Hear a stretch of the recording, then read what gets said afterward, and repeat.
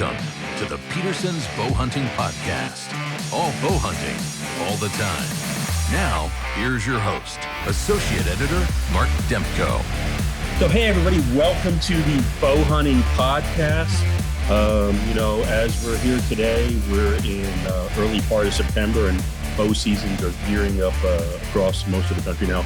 Obviously, some of these seasons open in states like Kentucky and Montana at the beginning of September. Most of the bow seasons across the country will be kicking off in the next few weeks. And,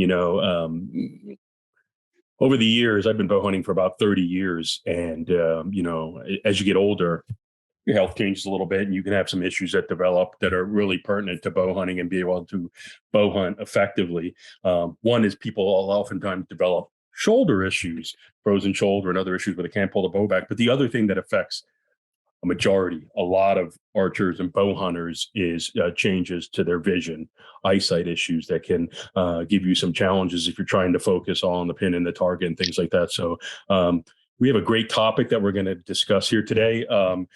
Vision, how it affects you as a bow hunter, and some of the things you can do to extend your bow hunting career. And with that, I want to introduce two phenomenal guests. We have Joe Vincent. He's an optometrist from Treasure State Eye Care in Montana. Joe, welcome. Thank you. Yeah, we're excited to have you here. And then we have Tim Zelenka of Michigan, and he's going to talk about an adjustable red dot system that he's designed to help bow hunters that are struggling with vision issues and things like that. So, and one of the things that has happened to me over the years, I have my dominant eye doesn't close, the lid doesn't close properly. And so I started to develop some vision issues, especially in recent years where things never seem to come into focus with that eye, even with glasses. I wear reading glasses and things like that, and they help really well from my right eye, but not so much for my other eye. So, and I got to think, what are things you can do that can really help you with the process of drawing and shooting a bow?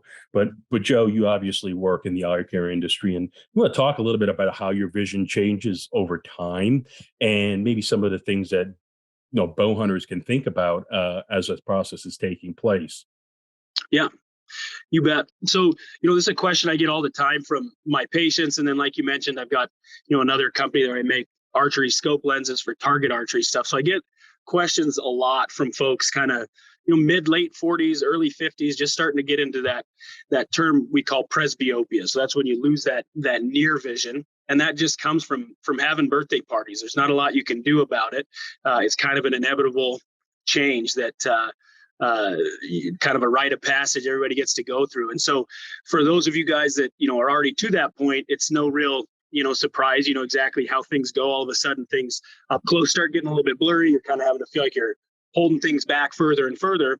And at some point that gets bad enough to where, even the distance of your pen far enough out in front of your eye is just too close for you to focus on. And so that becomes real difficult. And that's when we get a lot of questions as far as, my pins are blurring together. I can't see my pins. I feel like I'm inaccurate. And a lot of real, frustration from guys, because like you mentioned with, shoulder issues, things like that, these newer bows are faster and easier to draw. And so guys can shoot, much later into their lives without having to switch to crossbows and things. And so there's been a lot of things we've tried to do, a lot of little things we can do to kind of help with that. From a hunting standpoint and a target standpoint. So, the first thing to kind of establish is, even when you're young and even when your eyes are working perfect, you're never seeing a distance target and your pin at the exact same time, right? Your focus is always at either one of those. And so, when you're really young, you can zap back and forth between that pin and your target. You have no problem. It's like everything is nice and smooth. Target archers who use any sort of magnification lens or older folks that have lost that near vision realize, though, that at some point that pin becomes tough to get back and forth to. And that's when we have to kind of deal with it. Traditionally in the past, a few things that we've kind of talked about to help people with that.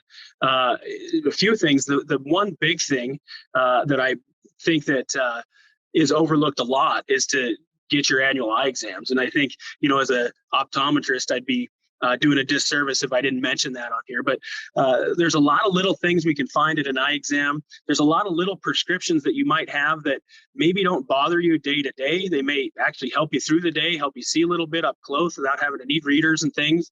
But that same little bit of prescription's enough to drive you crazy when you're trying to shoot your bow and things that way. So, the first thing I would say is get a good eye exam. Find out your correction status. If you wear glasses, if you wear contacts, we can go over a few different, specific things we want to do with those. But, unless you know what's going on, it's really hard to kind of make some of these changes. So, with this, assuming most people are going to have their eyes corrected, either with contacts or glasses, or they don't need either of those. The first thing I typically tell people to do is to just use a little bit smaller peep sight. And I know, to an extent in target archery, that's a little easier to get away with. You're not as worried about, dim light situations and things like that. I think those are some of the things that, we'll talk about later, trying to get rid of some of those aspects of shooting a bow. But that smaller peep sight essentially stretches that depth of focus out. And so especially early in the game, you can just go to a little smaller peep sight. It's going to help you see that pin just a little bit better. Again, you don't want to go so small that you lose light gathering or that you get smaller than your housing, things like that. But that's always a good step that way. The other thing, while we're kind of talking about peep sights, is you've seen the Specialty Archery and Hamsky Archery and other companies make little lenses that go in your peep sight called clarifiers and verifiers. A clarifier is for people shooting a bow sight or a scope with a magnification in it. And again, people that have shot those realize that if you're over 50 and you look through one of those clarifiers, your pin's even worse than it is without it. And so that's not something we'd be looking at, for a solution for hunting. So the verifier, the other side of that lens, is something that some people use for hunting. And essentially what that is just a little bitty, like reading glass lens that screws into the back of that peep sight. And it helps you magnify the pin, helps you sharpen things up a little bit. And that works pretty well for some people. The downside to that is you've got a lens in your peep. It could gather rain, one drop of rain in the wrong spot, we could be out of luck. You've also got the situation where now you've made your pin clear, but like we talked about earlier, now the target's going to be a little bit fuzzy. And for most shooters, that target's where we want the clarity at. So those are options. Those are definitely things people can try. Some archery shops will have an actual little stick that's got the different verifier powers on there, so you can kind of see what works best for you. From there, kind of the other changes I talk about to folks are changes to the sight side of the bow. So the first thing I tell people is, like them or not, a lot of times people enjoy shooting a one pin sight better once things getting a little bit hazy, simply because it's just one pin that's getting hazy. It's not 5 of them, or some of these sights have 7 pins, and that's just with as flat a shooting as these bows are, those pins are stacked on top of each other and they start to glare together and just cause a big haze. And so sometimes just getting down to one pin is going to just kind of take some of that visual kind of confusion away, and at least you're not going to pick the wrong pin and shoot way over something that way. Within the pin, I tend to tell people to stick to like a 0.19 pin. I think you get much bigger than that, they kind of start flaring up. Much smaller than that, and they're very tough to see, especially for the kind of population we're talking about that's already having some trouble with stuff up close. But the other thing you can do is, I really like green pins for older archers as well. And the reason that is when you look at, just like when you look through a prism or you look at a rainbow, as light goes through a material, it bends. And so blue light, or that the wavelengths of light, the colors of light on that kind of blue or high frequency spectrum, they bend more. And so essentially when you're looking through a peep sight, you're going to get it's as if that blue pin is going to be a little bit clearer than, say, a red pin or something that way. So blue would probably be the best from that standpoint. But what I've found with most folks is blue is a very hard pin to hunt with, because you almost have to have a light, and that has its own kind of list of things. There's a lot of states like Montana, where I live, where you can't really necessarily do that. And so green pins, single pins, and then kind of that 0.19 is a good kind of starting size. And then the other thing I tell people to do is to, just like when you're first developing that difficulty to see up close, you kind of hold things further back. If your sight's on especially if it's on like a dovetail, or if you've got extra holes on that mount, move that sight further away from your eye, further away from that riser. And that's essentially the same idea as kind of holding that reading material out a little further. The downside there, you're going to have to change all your pin gaps. You're going to have to change your sighting and things like that. But sometimes, that's enough to help people out. And I will say, from working with folks, it's rarely one solution, and it's rarely the same thing that works for everybody. Simply because, depending on your eye, your draw length, what you're shooting, it's going to be different. And so I think that's where a lot of the frustration comes, is even though, we can kind of come up with ideas to help folks with this, it's still difficult. It's still, we're still asking your eye to do something that it doesn't do naturally. And so those are kind of traditionally what we've done to deal with it. There are some new, if you'd like to get into some new kind of ideas and new things I'm kind of looking at is I know a lot of archers don't like wearing glasses when they shoot, especially hunting, things like that. We get a lot of glare. And so when we talk about things you can do even to your own eye to kind of help with the situation, if you do wear contacts, we can fit you in a contact that's called a multifocal contact. And what that does is it's got, the center of that lens is kind of built to help you see up close. I've had some luck with people shooting bows with that. And so that's almost like, in theory, giving you a little bit of that near vision back without having to compensate for it by, changing equipment and things that way. Those lenses are a little tougher to fit. They're a little more expensive. And they're not for everybody. There's another option that just came out, and this is one that I haven't really had a chance to play with much, but there's a drop that just came out that actually helps you see up close. And it's a drop that we've had for decades. They just kind of retooled it, diluted it a little bit. And I've had extremely good luck with people kind of from, mid 40s, early 40s, all the way to mid-late 50s, to where you can, if you don't really wear any prescription for distance, you throw a drop in, and now all of a sudden it's like it's giving you your near vision back, which is a pretty neat drop. We've only had it for about 6 months. And the folks I've used it on have been absolutely thrilled with it. So I've already got a couple guys that, they bought the drop. They're simply going to use it for shooting and archery hunting. But again, that would be a way, another option for people to look at, to be able to see those pins, to be able to do that kind of stuff without necessarily making a lot of, changes or movements to their bow and things that way. So that's kind of a newer design, or a newer idea, or newer option for people. But it's something that I could see being, pretty handy for a lot of folks as far as that goes. Yeah. Now, you hit on a key point a couple times when we started, and as you were talking, it all really starts with going to your eye doctor, having your vision checked regularly, because a lot of people have trouble focusing as they get older, but there can be a myriad, a wide variety of things that do affect your vision. And so it's just like when you start out with anything in archery, you need some guidance in the beginning. And so I think that's a great first step. And it's really important before you can make any corrections that you diagnose exactly what's going on. Now, Yep.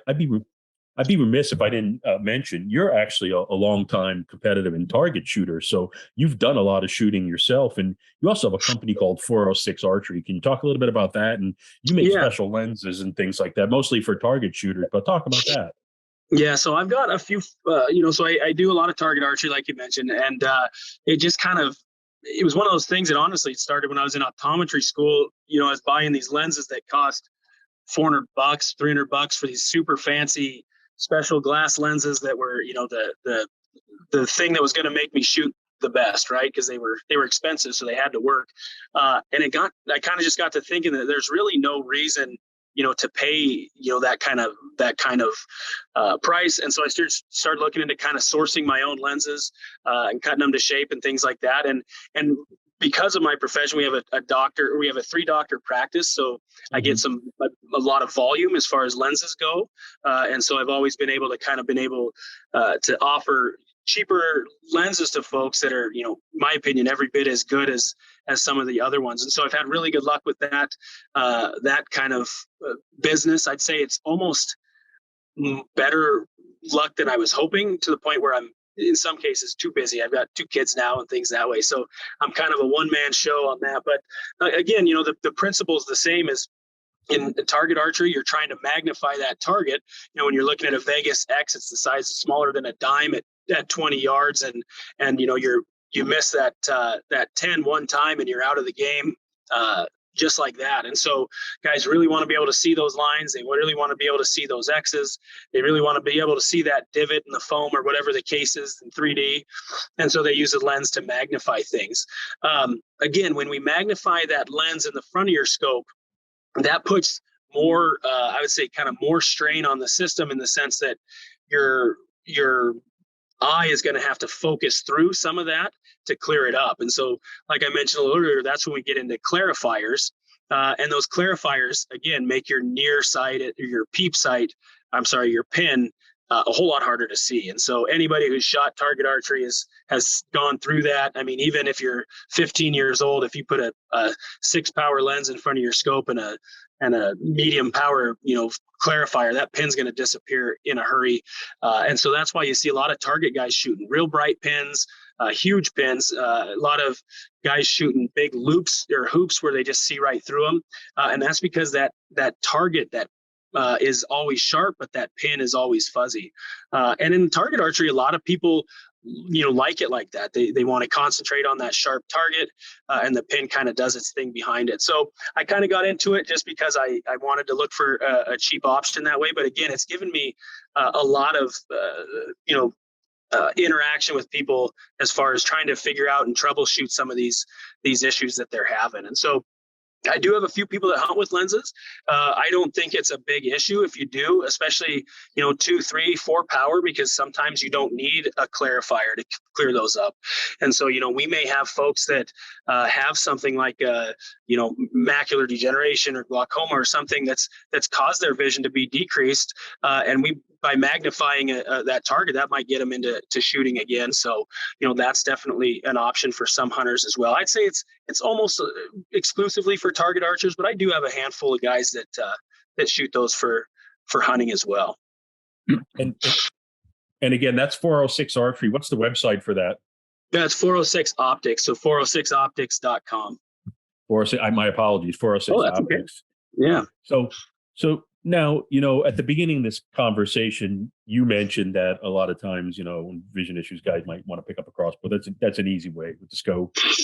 Same thing with shoulder issues. But Tim, you've developed a pretty unique product called the adjustable red dot. Now, most hunters know what a red dot is, but this is a red dot that has a mounting system, and it's adjustable.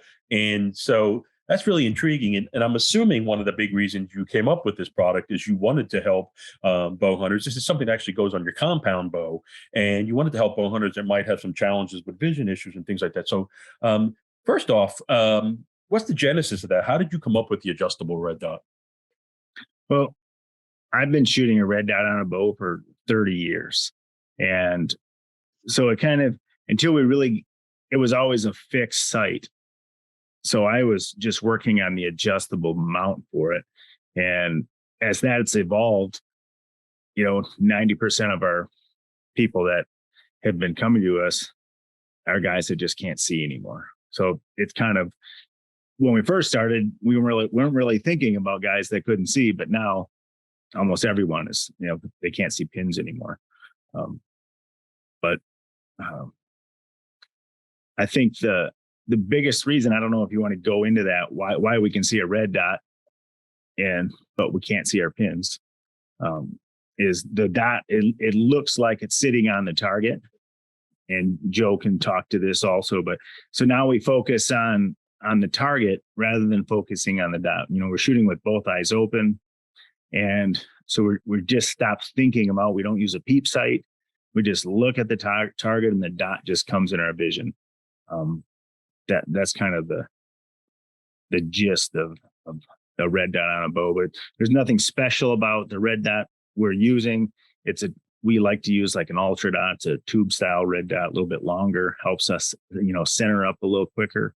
But with a rail system, you could use, just about any red dot that would fit on your bow. Yeah, and that's a good point you make about how you're not struggling with trying to adjust between the pin and the target if it's sort of sitting right there and you envision it sitting right on the bullseye or right on the target. So now the mounting system is obviously what makes this different or special. How did you come up with that? And can you talk a little bit about how that actually works when you mount the entire system to the bow? Well, the biggest thing when we go back, putting a fixed one on a bow isn't that difficult. It comes to when we want to make it adjustable. So we want to make that like a single pin slider, whereas that, we're making the red dot move up and down on the riser, but it can't move parallel. It just can't move straight up and down on the riser, or we won't see the dot anymore. As it moves up and down, we continually have to move our head. So as it moves up and down, it moves on an arc. No one else can see this, but you guys probably can. If you look at that, I don't know if you guys see that, how that's on an arc. And so that's just so as that moves up and down, it turns so we can still see the the dot. And another part of it, as we're building it, we were realizing that the tolerances on this have to be like they're 6,000. It'd be very tight because the red dot, the focus of it, or everything has to be straight. This is parallel to our riser, and it needs to be, be in line with our string. So if your bow is out of tune or out of whack, it's very hard to see the dot. And that's what it all leans back to us, not needing a peep sight. Because as long as your bow is straight, we're looking straight at the red dot, we can see it in the center, and that's why we don't need the peep. But and go ahead. I'm sorry. No, go ahead. I was trying to, give you a good intro of how we came up with that, but it definitely was a work in progress. That's for sure. So when you visit your website, you offer a couple different packages. Now they're all red dots, but you offer different types of scopes. You want to talk about maybe some of the features or some of the benefits of each of the different scope? If I'm correct, you have 3 different options.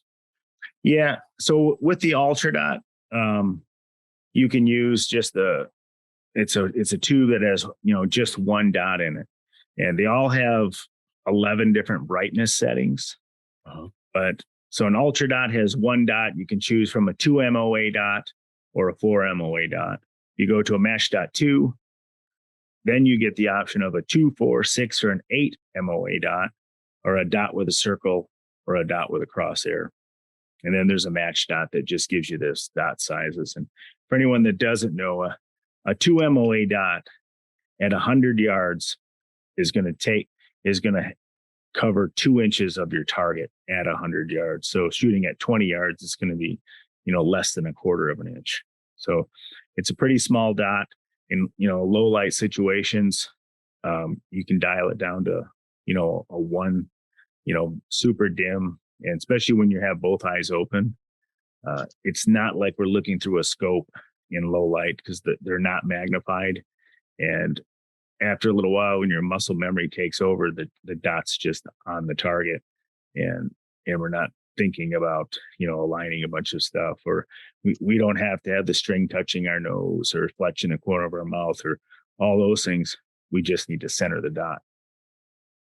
And I was going to ask you about that, how important that anchor point might be, or using a kisser button, but you've sort of touched on that. And Joe, I didn't know if you wanted to add anything there, but yeah, well, I mean, just to kind of touch on what he mentioned earlier, the reason that works so well, just like a rifle scope or anything else, when you've got an optic that you're using to aim in the distance, they've figured out, or the way they mount that optic in there, the dot is essentially the exact same demand on your eye as being in the distance. And so just like you said, any distance correction at that point, you're in good shape. With the red dot too, what's nice is, like you said, different eyes are going to like different spots and different dots and different lighting situations, people might, especially when it comes to guys with, certain eye diseases or a little bit of cataracts, things like that, being able to kind of change that, day to day or throughout the day as they sit on a stand is another a big advantage. And then again, taking that peep sight out of there, one less thing to have to worry about. So, I mean, from a lot of the aspects I talked about earlier, as far as, struggles that guys have, the red dot really does a good job of alleviating a lot of that. Joe, maybe you can talk about too, is because I get this question a lot.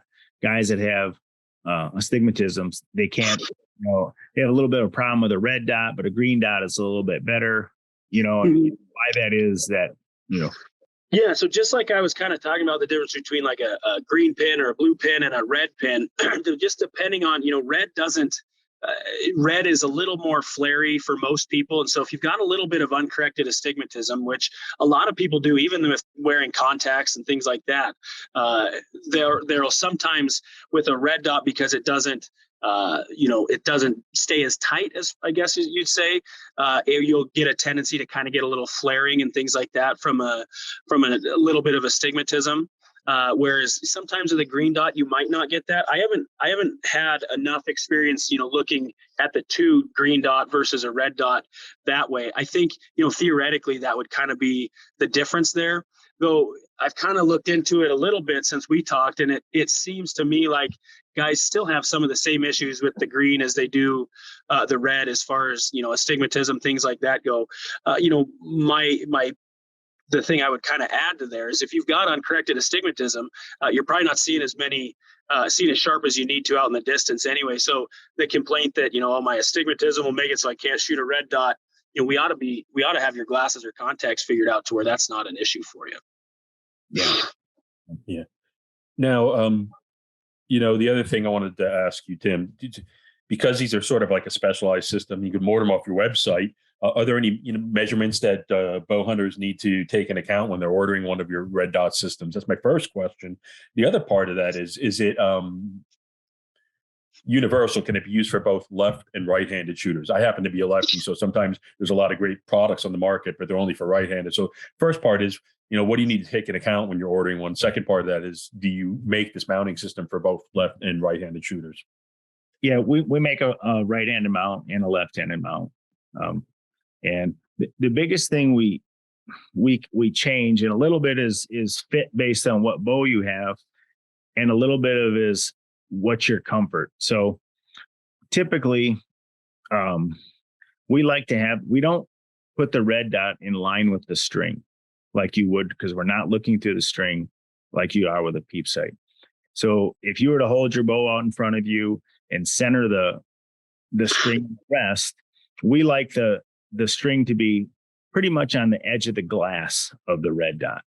And so we achieved that, and we changed the length of the ring. So if you had a big, much wider bow, like a Matthews V3, you're going to use a little bit longer ring to push it out, because the riser's thick. If it's an older bow with a much thinner riser, then we're going to use something a little bit shorter. But if you're a guy that's been shooting a peep sight for 30 years and you're used to that really tight anchor, and it doesn't bother you to have the string in the glass a little bit more closer to the dot, we can just use a shorter ring, and then your anchor point will be more similar to what it was when you were shooting a peep sight. Is it going to be exactly like it? Is your anchor going to be exactly like? No, not at all, because we're not looking through the string anymore. What we really need to try to do when we're shooting a red dot on our bow is keep your head straight, because we're not tilting our head to try to get our eye behind the string. Just, if you can think of it like you're throwing a football, just look at the target and, draw your bow back and just let the dot be there. We actually can take it. We've had some guys that either had an eye injury or blind in their right eye and they're right-handed, and then we space the rings over and just put the sight in front of his left eye, and it doesn't make any difference, because whether we shoot with both eyes open or not, you're just seeing the dot with our left eye instead of our right eye. And so guys who are left eye dominant or something, we'll just put it in front of your left eye. So that's an interesting question, which particularly for me, with the issue with my eye and the one eye that doesn't close always being cloudy because it's constantly dry. Is that something where if I could learn to shoot with the other eye, it would still be effective with a red dot system? Yeah, you just put it in front of your other eye. Guys who said, "Oh, I have a problem leaving both eyes open or I shut one." I just tell them to go. You just shoot with both eyes open for 50 or 100 shots. Your brain will figure it out, and pretty soon you'll be like, "Oh, I went through that with my kids. I can't do it. It makes me dizzy." Or like, just keep doing it. All of a sudden it'll click, and you'll figure it out. But if you just put it in front of your left eye and just figure out how much we need to space it over so it's comfortable for you, and it works exactly the same. So you just start shooting sort of intuitively, and eventually you figure it out.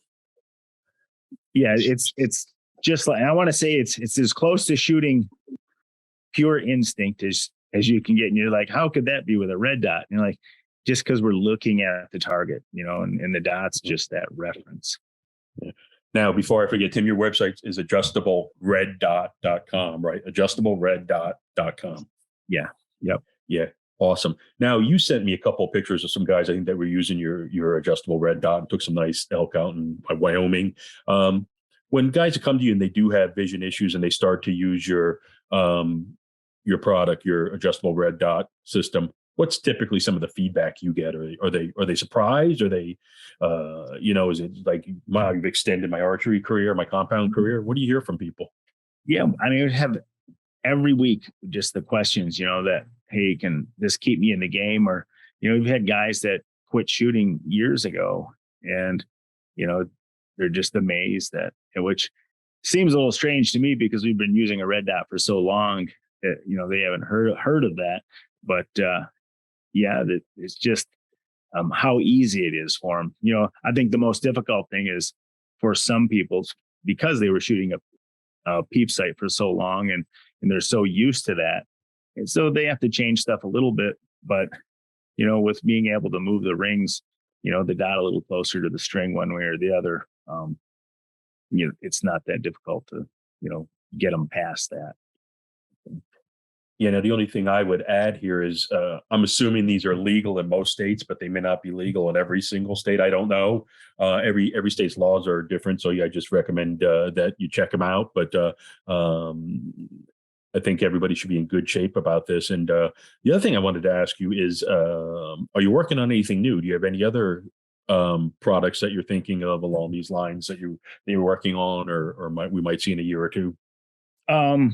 Well, we'll have this out. We use this. You guys can see it, and I'm going to just for tack.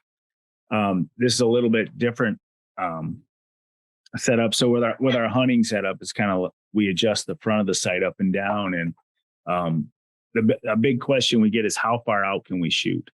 So if we set our bow in at 20 yards, how far can we get? So the average guy is going to get out to 65 yards, where we just run out of adjustment on it. But with this one, every click up front, we can go, if we were sighted in at 20 yards, we can add 5 clicks up front. Now we're sighted in at 40, and we can go out from there. So with tack, where we needed to get out to, 100 yards or so, just, in that situation, we would just start off at 40. But if we ever need to go back to 20, it's a couple of clicks back to our hard stop. And, or if a guy wants to shoot 2 arrow setups, we could be set it in for our light one, give it a couple clicks, and now we're set up for our heavy arrow setup. We're just using, a different scale for, like, basically a different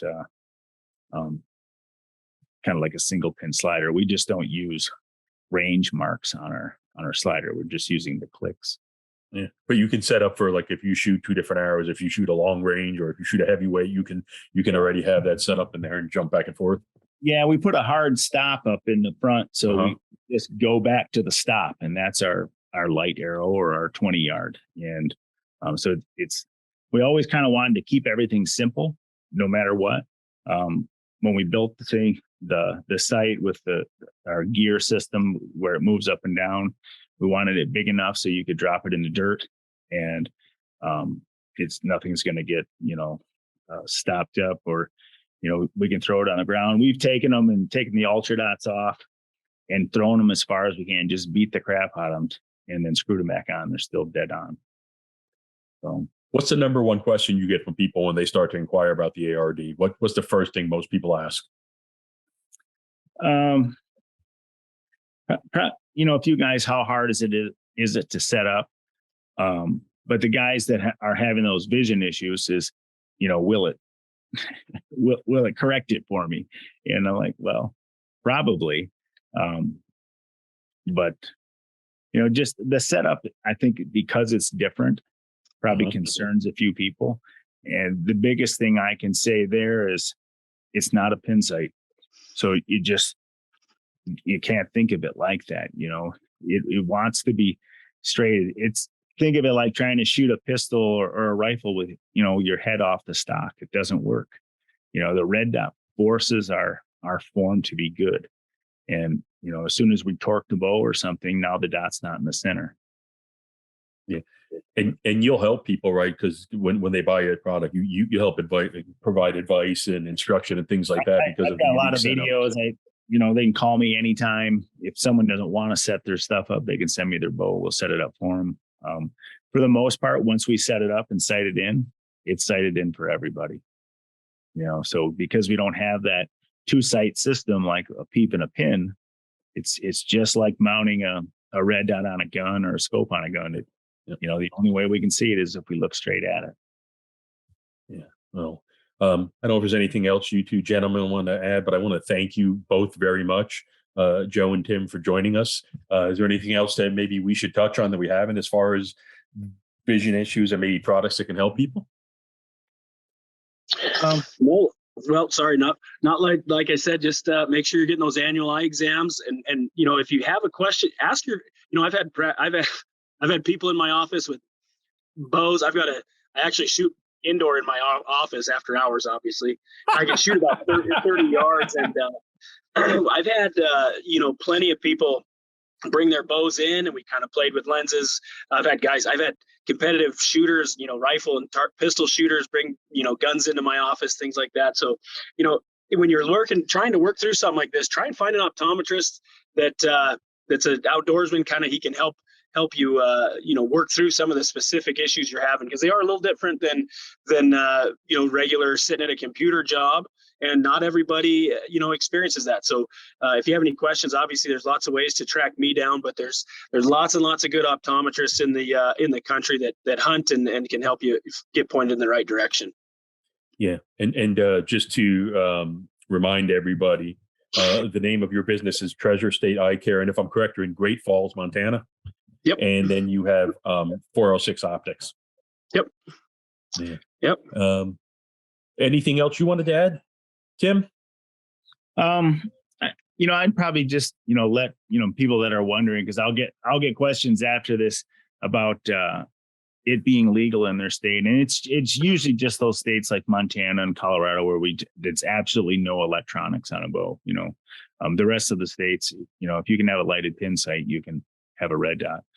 But what it doesn't do is everyone, you'd think a lot of people understand what a red dot is, but it's not a laser. So it's not projecting a beam out there.